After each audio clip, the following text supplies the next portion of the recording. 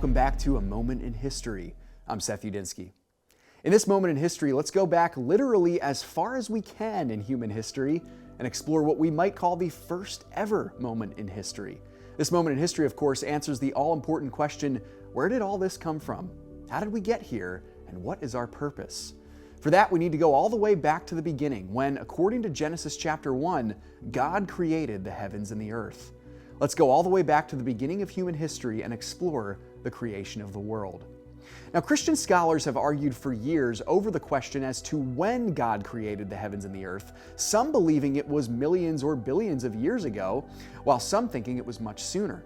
I think it's important to note that while we don't know with 100% certainty the exact year the earth was created, there is substantial evidence, both biblical and historical, that it likely happened sometime around 5,000 or 6,000 years ago. Now, what we do know for certain is that God literally created everyone and everything out of nothing. Think about the miracle that is. Only God can make something out of nothing. The account in Genesis chapter 1 tells us that God created the universe in 6 literal days. On day 1, God created light and darkness, night and day. On the second day, God created and separated the sky and the sea. On day 3, God created the land and separated the land from waters. And He also made things that grow on the earth, such as plants and trees.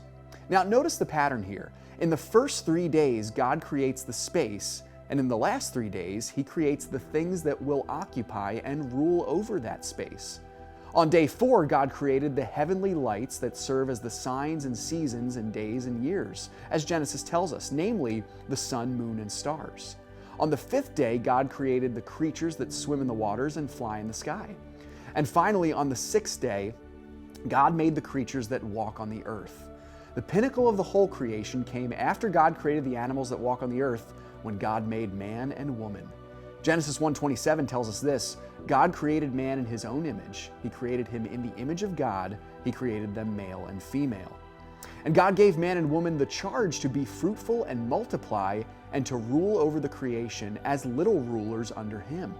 Of course, we cannot forget the final day of the creation account, day 7, as sadly so many of us do not understand it like we should. We find that on the 7th day, God rested from His labor. This moment in history lays the foundation for all human history, and even as we explore it, we know what's coming. Adam and Eve would sin, but God would promise a deliverer to be born as an offspring of Eve who would save His people from their sin.